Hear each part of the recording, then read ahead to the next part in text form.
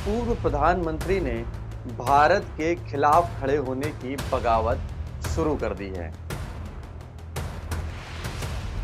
लेकिन गौतम बुद्ध की जन्मस्थली लुम्बिनी का वो चित्र जो कि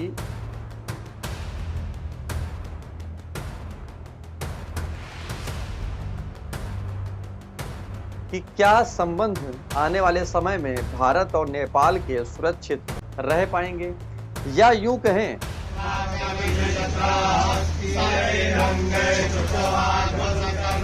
भारत ने अब ऐसा क्या किया कि जिसके बाद एक तरफ तो नेपाल के प्रधानमंत्री तो बिलबिला उठे और दूसरी तरफ नेपाल के प्रधानमंत्री भारत आकर भोलेनाथ के चरणों में दंडवत करने लगे। नमस्कार, मेरा नाम है दुर्गेश मिश्रा। हाजिर हूं एक बार फिर से नए मुद्दे के साथ में। दरअसल बीते दिन नेपाल के प्रधानमंत्री पुष्प कमल दहल प्रचंड भारत में भोलेनाथ यानी कि इंदौर यानी कि उज्जैन आकर के भोलेनाथ के दर्शन किए। दर्शन के बाद कौन आया, दर्शन के साथ वो क्या लाए, ये तो हम बताएंगे ही, लेकिन इसके साथ साथ आप ये भी जानिए कि एक तरफ नेपाल के पूर्व प्रधानमंत्री ने भारत के खिलाफ खड़े होने की बगावत शुरू कर दी है। ये बड़ी भारत के लिए अहम खबर है। वो इसलिए खबर है कि जो वर्तमान समय में स्थितियां पैदा की गई वो पहले कुछ दिन से बिगड़ी चल रही थी नेपाल के साथ में, लेकिन अब एक साथ दो तस्वीरें आई हैं। वर्तमान प्रधानमंत्री नेपाल के प्रचंड वो भारत में भोलेनाथ के दर्शन कर रहे हैं और दूसरी तरफ बाबूराम पूर्व प्रधानमंत्री भारत के खिलाफ खड़े हैं। क्या खिलाफ खड़े हैं ये भी आप पढ़िए। वो क्यों खिलाफ खड़े हैं उसके पीछे सीधे भारत की वजह है। वजह क्या है वो भी हम साफ कर देते हैं। दरअसल भारत की नई संसद का उद्घाटन हुआ है। उस संसद में एक तस्वीर का उपयोग किया गया जिसमें नेपाल की तस्वीर का उपयोग हुआ। उस तस्वीर को लेकर सीधे तौर पर पूर्व प्रधानमंत्री बिलबिला उठे। क्या है कहानी ये भी जानिए। भारत के नए संसद भवन में भारतीय उपमहाद्वीप की लगाई गई एक तस्वीर से नेपाल में बड़ा विवाद खड़ा हो गया है। क्या है ये कहानी जरा समझिए। द हिंदू ने इस मामले को विस्तार से प्रकाशित किया है। यह एक भित्ति चित्र है जिसे अखंड भारत का नक्शा कहकर भी प्रचारित किया जा रहा है।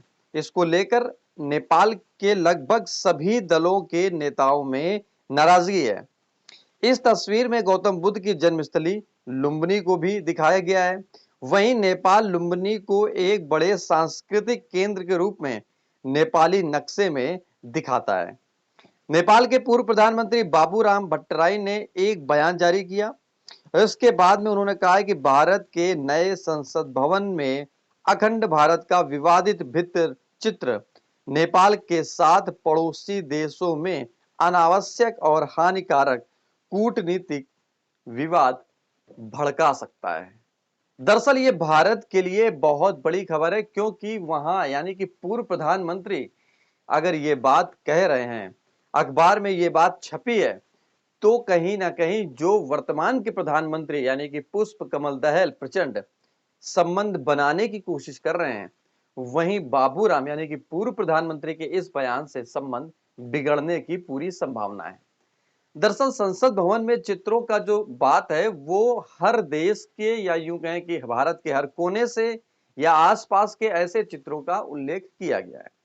लेकिन गौतम बुद्ध की जन्मस्थली लुम्बिनी का वो चित्र जो कि नेपाल में पूजनीय है, वो भारत की संसद में उपयोग हुआ। ये जो अहम सवाल है इसको लेकर भारत क्या बोलेगा, लेकिन वर्तमान में ये अभी साफ नहीं हुआ है।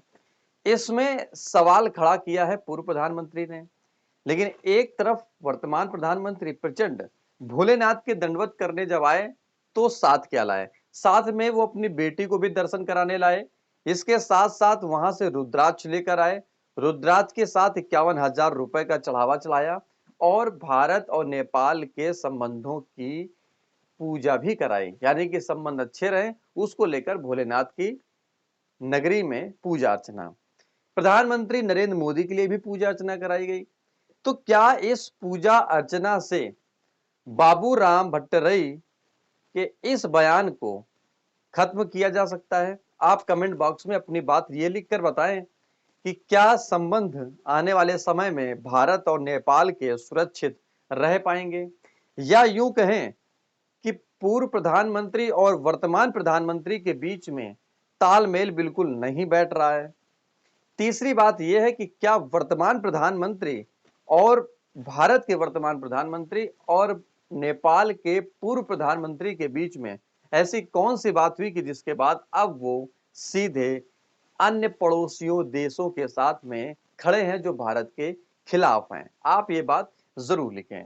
इस वीडियो में इतना ही। अगर आपको वीडियो पसंद आया है तो लाइक कमेंट शेयर करें, जिससे कि ये बात देश दुनिया के हर कोने में पहुंचे। भारत का नेपाल संबंध कैसे सहयोग करता है और वर्तमान में क्या कर रहा है और भविष्य में क्या करेगा।